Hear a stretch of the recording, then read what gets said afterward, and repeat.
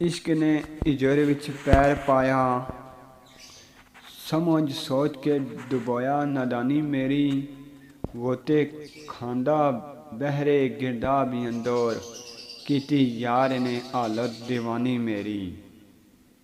पत्थर यार मारन झल्ला लोकी आखन, मुहतसर किसा कहानी मेरी। मथे तो मौत इल्ज़ाम वीरान लाके, दुनिया वालियां कीती मेहमानी मेरी। हज़रत इश्क किया आशकां ताईं पहले पैर, प्रेम विच डरीदा नहीं।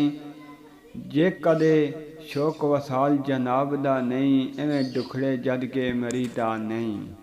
पका पक होवे जट तुरिए, कच्चे गरे ते जान के तरीदा नहीं।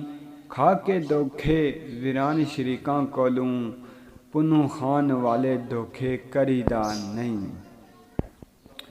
इश्क ने ऐसा असीर कीता, भुल गए ज़माने आज़ादियां दे। जितने फिक्र ते अंदेशे ने दिल अंदर, पुख्ता डेरे जमाए बर्बादियां दे।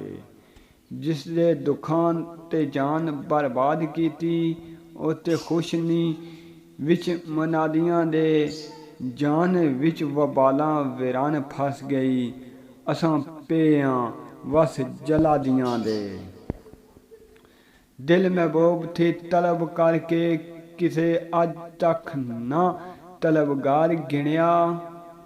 उस दे बढ़ कर कम बख्त कौन है, मोया मार के जिसने शिकार गिणिया।